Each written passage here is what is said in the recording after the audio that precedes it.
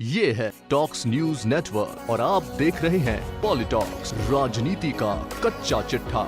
राजस्थान में बसपा के विधायकों का 27 मई को राज्यपाल कल्याण सिंह से मुलाकात का कार्यक्रम तय था, लेकिन बाद में विधायकों ने इस मुलाकात को टाल दिया।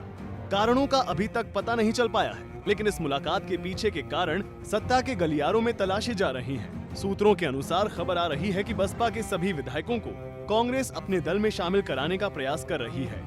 वैसे बसपा विधायकों ने राजस्थान में कांग्रेस सरकार को समर्थन दे रखा है और सरकार की स्थिति मध्य प्रदेश की कमलनाथ सरकार की तरह किनारे पर भी नहीं है। लेकिन प्रदेश संगठन लोकसभा चुनाव में मिली करारी हार के बाद प्रदेश सरकार में अपने आंकड़े दुरुस्त करना चाहती है, ताकि भविष्य में किसी भी तरह के संकट का सामना नहीं करना पड़े। 2008 के विधानसभा चुनाव में कांग्रेस बहुमत से कुछ फासले पर रह गई थी। उसे 96 सीटों पर ही जीत मिली थी। बहुमत के लिए उसे 5 विधायकों की दरकार थी। शुरुआत में निर्दलीय विधायकों के समर्थन से सरकार चलाई गई, लेकिन निर्दलीय विधायकों के सरगना बीजेपी के बागी नेता किरोड़ी लाल मीणा सरकार के कामकाज में ज्यादा हस्तक्षेप करने लगे थे। ऐसे में अशोक गहलोत ने सरकार की स्थिति मजबूत करने के लिए बड़ा दांव खेला। उन्होंने बसपा के टिकट पर जीते 6 विधायकों को पार्टी में लाने के प्रयास शुरू किए। गहलोत के इस मिशन में उनका साथ दिया तत्कालीन टोंक सवाई माधोपुर सांसद नमो नारायण मीणा ने। अशोक गहलोत और नमो नारायण मीणा की मुहिम रंग लाई और बसपा के सभी 6 विधायकों ने कांग्रेस की सदस्यता ग्रहण कर ली। अशोक गहलोत ने सभी विधायकों को प्रदेश सरकार में अहम पद दिए। 2008 में जिन विधायकों ने बसपा से कांग्रेस की सदस्यता ली थी, उनमें नवलगढ़ विधायक राजकुमार शर्मा, दौसा विधायक मुरारी लाल मीणा, बाड़ी विधायक गिरिराज सिंह मलिंगा, सपोटरा विधायक रमेश मीणा, उदयपुर वाटी विधायक राजेंद्र सिंह गुढ़ा और गंगापुर विधायक रामकेश मीणा शामिल थे।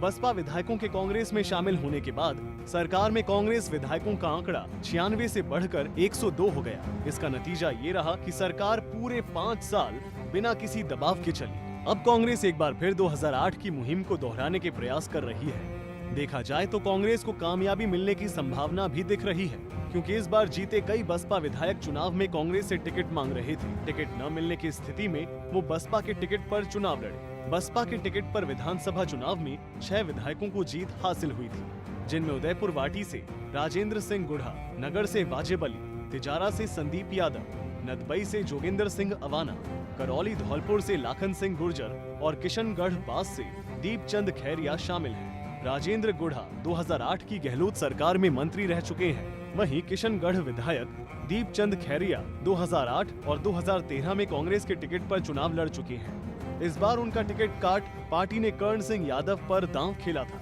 इन सभी विधायकों में से सिर्फ तिजारा विधायक संदीप यादव ही बीजेपी की पृष्ठभूमि से जुड़े हैं। वो वसुंधरा सरकार में युवा बोर्ड के उपाध्यक्ष रह चुके हैं। इस बार के विधानसभा चुनाव में उन्होंने बीजेपी से तिजारा विधानसभा से प्रत्याशी बनाने की मांग की थी, लेकिन पार्टी ने यहां से संदीप दायमा को प्रत्याशी बनाया। इसके बाद संदीप यादव ने बागी होकर बसपा के टिकट पर चुनाव लड़ा और जीते। बसपा विधायकों के कांग्रेस के संपर्क में होने की सूचना के बाद बसपा सुप्रीमो मायावती ने पार्टी के सभी 6 विधायकों को दिल्ली तलब किया है। मायावती 2008 में कांग्रेस से धोखा खा चुकी है, इसलिए वो इस बार कोई चूक नहीं करना चाहती है। बसपा के विधायकों को कांग्रेस में शामिल कराना कांग्रेस के लिए इसलिए भी जरूरी है, क्योंकि अगर बसपा राजस्थान में ज्यादा पांव पसारेगी तो इसका सीधा नुकसान कांग्रेस को ही होगा।